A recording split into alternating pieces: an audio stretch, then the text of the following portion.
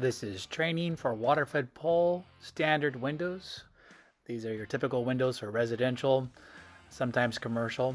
First we scrub and rinse the top of the window including the frame.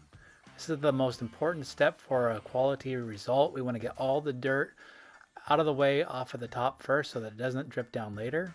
So agitate and rinse appropriately for the tops. Then we agitate all the dirt off the glass and the side and bottom frames, preferably with an up, down, and side to side motion. More agitation is needed for heavily soiled windows. Then we rinse from the top down, get all of the dirt off.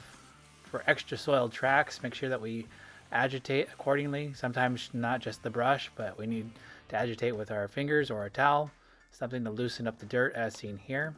We want to make sure that the bottom tracks and side frames are all cleaned out and rinsed as well.